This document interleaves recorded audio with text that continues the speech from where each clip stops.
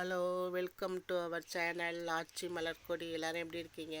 நல்லா இருக்கீங்களா? இன்றைக்கி நம்ம சேனலில் நல்லா காரம் சாரமாக புளிப்பாக பூண்டு ஃப்ளேவரோட ஒரு குழம்பு ரொம்ப கொஞ்சம் பொருளை வச்சு செய்ய போகிறோம். அதுக்கு ஃபஸ்ட்டு மிக்ஸி ஜாரில் நல்லா 2 பழுத்த தக்காளி எடுத்து வச்சுருக்கேன். அதை அரைச்சி எடுத்து வச்சுப்போம். அதுக்கப்புறம் இந்த குழம்புக்கு பூண்டு மெயின் போடணும். அது நல்லா பெரிய சைஸு பூண்டு 2 எடுத்து உரித்து வச்சுருக்கேன். சின்ன வெங்காயம் வந்து அரிஞ்சு சின்ன வெங்காயம் போட்டால் அந்த குழம்பு ருசியாக இருக்கும். இருந்தால் போட்டுக்கலாம், இல்லாட்டினா பெரிய வெங்காயம் போட்டுக்கலாம். அதுக்கு வந்து இந்த குழம்புக்கு ஒரு நெல்லிக்காய், பெரிய நெல்லிக்காய் சைஸ் அளவு புளி எடுத்து கல் உப்பு போட்டு ஊற வச்சுருக்கேன். கல் உப்பு போட்டு புளி கரைச்சா ஈஸியாக கரைச்சிடலாம். நல்லா புளியோடைய சேர்த்து உப்பு போட்டு கரைச்சிடுங்க. தக்காளி, வெங்காயம், அவ்வளோதான். இதுக்கு பூண்டு மெயின். இப்போ வாணலியில் எண்ணெய் ஊற்றி வடகம் போட்டு தாளிக்கிறேன். அந்த வடகம் நல்லா பொரியணும். பொரிஞ்ச பிறகு உரித்து வச்சுருந்த பூண்டு போட்டு இந்த எண்ணெய் வந்து நல்லெண்ணெயில் தான் செய்யணும். அப்போ தான் இந்த பூண்டு குழம்பு நல்லாயிருக்கும். மறக்காதீங்க, நல்லெண்ணெய் போட்டு செய்யுங்க. அதுக்கப்புறம் பூண்டு நல்லா வதங்கினோடனே கருவேப்பிலையும் சின்ன வெங்காயமும் போட்டு வதக்கணும். இந்த எண்ணெயிலேயே இந்த 3 பொருளும் நல்லா வேகணும். இது 2 பொருள் தான், பூண்டு, வெங்காயம், தக்காளி தான் போட்டு இந்த குழம்பு வச்சா 10 நாளைக்கு 12 நாளைக்கு ஃப்ரிட்ஜில் வச்சு நல்லா சாப்பிட்லாம். நம்ம தேங்காய் சேர்க்க மாட்டோம். ட்ராவல் போகிறப்ப எடுத்துகிட்டு போகலாம். அந்த குழம்ப வீணாக போகாது. நல்லா பூண்டு சேர்க்குறதால வாயு பிரச்சனையெல்லாம் வயிற்றில் இருந்தாலும் சரியாயிடும். இது ஒரு மருத்துவ குழம்புன்னு சொல்லுவாங்க. நாக்குக்கும் நல்லா ருசியாக இருக்கும். நல்லா காரஞ்சாரமாக சப்பு கொட்டிட்டு சாப்பிட்லாம்.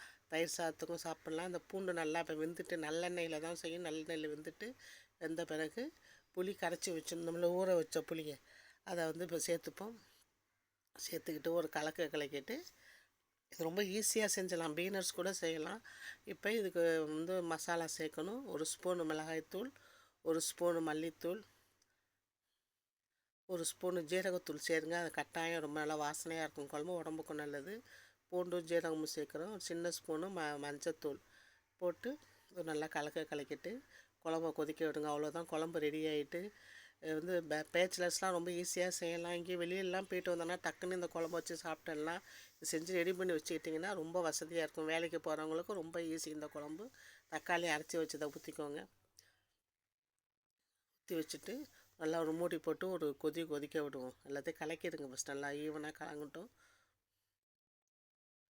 பூண்டு குழம்பு நல்லா ஒரு கொதி வரட்டும். கொதி வந்தோடனே அது கொதி வரதுக்கு மூடி போட்டிங்கன்னா சீக்கிரம் கொதி வந்துடும். மூடி போட்டு ஒரு 2 நிமிஷம் கொதி விடுங்க.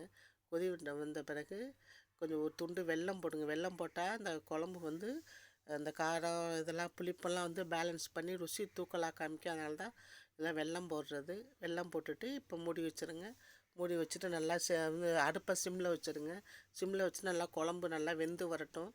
வெந்து இப்போ பாருங்கள், எண்ணெய் கக்கி வந்திருக்கு. இதான் வந்து குழம்பு, பூண்டு குழம்பு உடனே ரெடி பண்ணிட்டோம். இது வந்து நிறைய பொருட்கள், காய்கறியெல்லாம் இல்லாத சமயத்தில் இந்த குழம்பு செஞ்சு வச்சுக்கலாம்.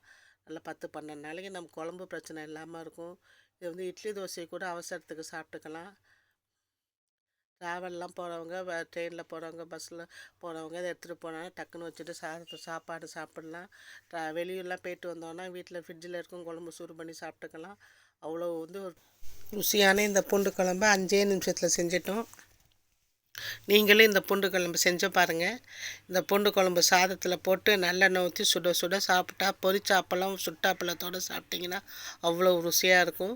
இந்த பூண்டு குழம்பு வீடியோ உங்களுக்கு பிடிச்சிருந்தால் சப்ஸ்கிரைப் பண்ணுங்கள், ஷேர் பண்ணுங்கள். தேங்க்ஸ் ஃபார் வாட்சிங்.